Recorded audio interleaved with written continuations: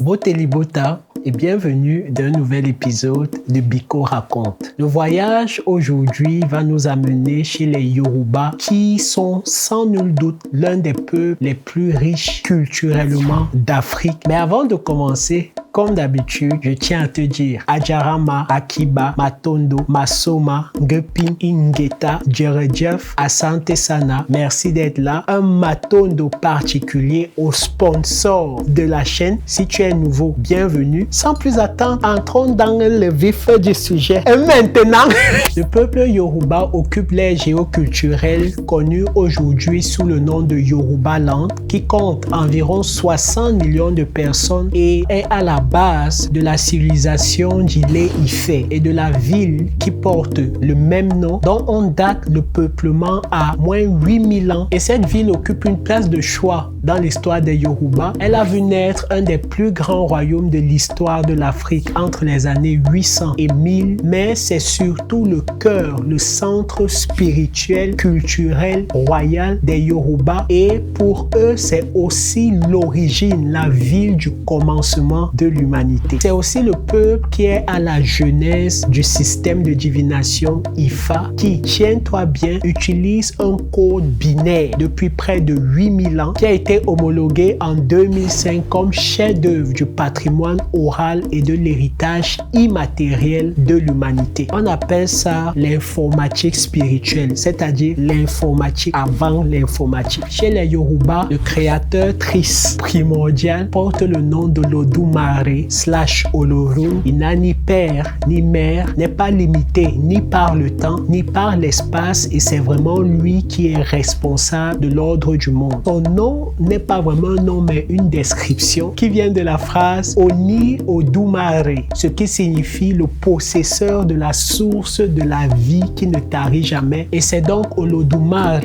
qui a donné à l'humanité le Emi, c'est-à-dire le souffle de vie, et il est la source de toute chose. Comme dans plusieurs cosmogonies africaines, Olodumare ne se mêle pas directement des affaires des humains. Il n'y a d'ailleurs pas d'autel ni de prêtres particuliers qui lui sont consacrés parce qu'il n'y a pas d'autorité spirituelle centralisée. Pour atteindre Olodumare, il faut passer par les Orishas. Chez les Yoruba, un ou une Orisha est une entité qui a la capacité de refléter certaines manifestations de l'Odumare. Les Orishas sont souvent présentés comme des intermédiaires entre l'humanité et le surnaturel. Ce sont des divinités autant bonnes, dans quel cas on les appelle Egungun, ou mauvaises, Ajogun, qui représentent souvent les forces de la nature, mais très souvent ce sont aussi des ancêtres Yoruba déifiés à titre posthume à cause des actes qu'ils ont posés pendant leur vie. Et tu comprends donc pourquoi il y en a plusieurs, mais on va juste aborder quelques-uns d'entre eux au cours de notre histoire. Chaque être humain possède un Anyanmo, c'est-à-dire un destin ou un sort, et le but de la vie est justement de trouver son destin, sa mission de vie. En fait, la spiritualité Yoruba dit simplement que le Orin Inu, c'est-à-dire la conscience spirituelle dans le monde physique, doit grandir pour atteindre une union fusionnelle avec le Iponri, le toit spirituel. La légende Yoruba raconte qu'au commencement, le dieu du ciel Olodumare envoya ses deux fils sur terre, Obatala et Ododuwa, avec trois choses: un sac, une poule et un caméléon. En ces temps-là, il n'y avait pas encore de terre où poser les pieds, il y avait juste de l'eau partout. Yemaya. Yemaya, c'est l'esprit de l'eau, l'esprit de l'océan, et elle est considérée comme la mère de tous les Orishas. Son nom est une contraction des mots Iye, la maman, Homo, enfant, et Eja, poisson. Cette image de la mère d'une multitude est utilisée pour exprimer l'étendue de sa fécondité, de sa fertilité, et aussi le fait qu'elle règne sur toute chose. Elle est souvent représentée comme une sirène et associée à la lune, à l'eau et au mystère féminin.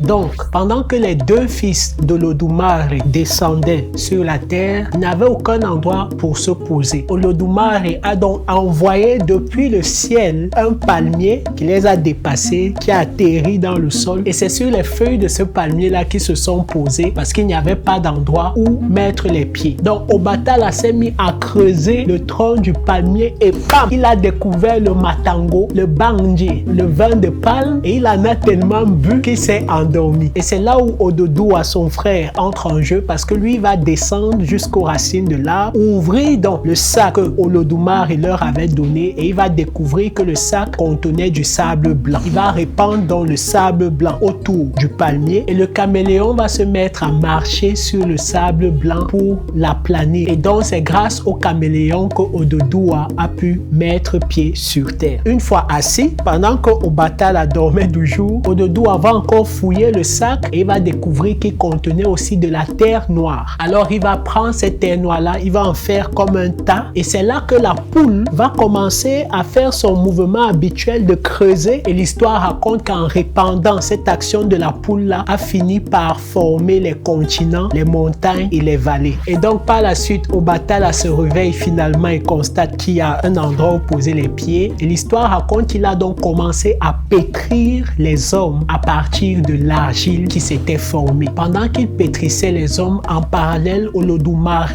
regroupa tous les gaz des endroits les plus reculés de l'espace et provoqua une explosion qui prit la forme d'une boule de feu qu'il envoya donc sur la terre. En arrivant sur la terre, cette boule de feu la sécha une bonne partie de la terre que la poule avait répandue, mais surtout elle a commencé à cuisiner les hommes que Obatala avait pétris dans l'argile. À ce moment-là, Olodumare a donc insufflé le Emi, le souffle de vie, dans tous les êtres vivants et c'est ainsi que l'histoire aurait commencé à Ife Oodaye, c'est-à-dire le berceau de l'humanité. Et c'est d'ailleurs pour cette raison que l'un des noms traditionnels des Yoruba c'est Omo Oodua, les enfants d'Ododoua. Ododoua signifie le leader, le héros, le grand guerrier et c'est un roi qui au moment où le peuple était très scindé a vaincu en guerre 13 rois pour finalement unir les Yoruba avec pour cœur la ville d'Ife. Jusqu'aujourd'hui, les rois en pays Yoruba sont considérés comme possédant un pouvoir divin. On dit d'ailleurs que le premier Oni d'Ife était un descendant d'Ododoua, qu'il était le 401e Orisha. Parce que les Yoruba croient aussi en la réincarnation au sein de la famille. Ils ont d'ailleurs des noms comme Babatunde, le père est revenu, Yetunde, la mère est revenue, Babatunji, le père s'est à nouveau levé, ou encore Sotunde, qui signifie le retour du sage. Parmi les orishas, on peut aussi parler de Oshun,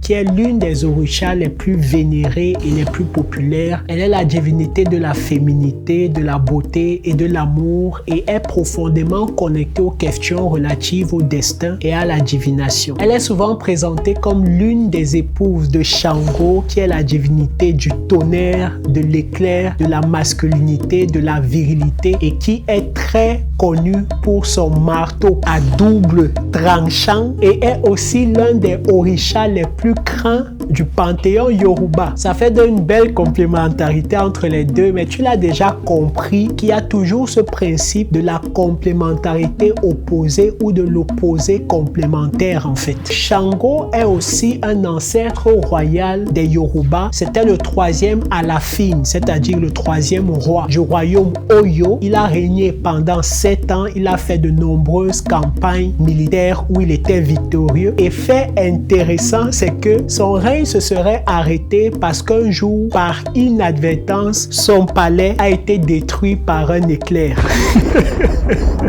Shango avait d'ailleurs 3 femmes, Oshun, Oba et Oya, et je te laisse imaginer tous les drames familiaux et orishitiques que tout ça a pu créer. Pour revenir à Oshun, la légende raconte qu'elle est devenue une des orishas les plus vénérées grâce à son sacrifice. L'histoire raconte qu'il était une fois Olodumare retint la pluie parce que les orishas s'étaient mal comportés. Au lieu de les éliminer, il voulait qu'ils apprennent de leurs erreurs et les a donc laissés souffrir sous la sécheresse. Ils ont finalement compris et ils ont commencé à envoyer leurs prières à Olodumare, sauf qu'il est tellement loin dans le ciel qu'ils ne pouvaient pas les entendre, ni leurs supplications, ni leurs cris, ni leurs chants. Et c'est donc là que Oshun s'est métamorphosée et elle a commencé à voler jusqu'au ciel pour transmettre en fait les supplications des Orishas à Olodumare. Mais pendant qu'elle montait dans le ciel, elle perdait ses plumes parce qu'il faisait de plus en plus chaud et alors elle s'est transformée en vautour. Malgré sa transformation, elle a continué à voler jusqu'à finalement arriver chez Olodumare, le dieu du ciel, et lui transmettre les supplications des Orishas. Olodumare a tellement été touché qu'il a donc décidé de faire d'elle la seule intermédiaire entre les Orishas et lui-même. On peut aussi parler de Orunmila, qui est le fils aîné de Olodumare, qui est le dieu de la sagesse et de la divination comme Djeuchi en Égypte. Orunmila est celui qui par la divination, les koris et tout, communique la volonté irréversible de Olorun et donc ce qui va arriver. Et il est le premier à avoir reconnu le Ori, la connaissance intuitive que Olodumare avait placée en lui. On l'appelle d'ailleurs Igbakeji Olodumare, l'assistant, le bras droit d'Olodumare. Et surtout, c'est Orunmila qui aurait transporté l'Ifa, la sagesse d'Olodumare sur la terre, et donc il la communique aux Baba Laos et aux Iyanifas qui sont les prêtres et les prêtresses de l'Ifa. Un autre Orisha très intéressant, c'est Eshu, qui souvent représente le principe du mal, on l'appelle souvent le malheur. Il représente le principe du mal, mais plus de l'incertitude, de la chance, de l'accident de la vie. En fait, Eshu est celui qui est responsable de l'application des lois cosmiques, qu'elles soient à la faveur ou à la défaveur d'une personne. Aussi, si tu es un homme d'affaires, un businessman, un hustler, bref, tu vas beaucoup aimer cette Orisha qui s'appelle Adje. Adje signifie prospérité et elle est l'Orisha de la prospérité financière, du succès économique, bref, de la richesse. Elle est la patronne des commerçants, des hommes d'affaires, des businessmen et women et aussi des marchés. Et c'est d'ailleurs très intéressant parce que chez les Yoruba, le lundi se dit Adje et justement, c'est le premier jour de la semaine, dans le jour de l'ouverture du marché. Pour finir, les Yoruba disent que de tous ces 400 et plus Orishas, le plus puissant reste et demeure le Ori, l'intuition de chaque personne. Et que quelqu'un qui écoute cette intuition-là est capable de réaliser son destin sans avoir besoin de l'aide d'aucun autre Orisha. Et ils disent donc que c'est le Ori, donc la connaissance intuitive qui peut affecter la réalité, la vie, le destin de quelqu'un plus qu'aucun autre Orisha. Donc voilà qui met un terme à cette vidéo. J'espère que tu l'as apprécié, que tu as appris quelque chose sur les Yoruba, que ça t'a donné envie d'aller fouiller. Et je vous dis à la prochaine pour une nouvelle vidéo sur Bicoland. Histoire, culture, humour, paradigme africain, authenticité, fraîcheur, nyanga, détente, moi, toi, nous, ensemble. Bref. À la prochaine.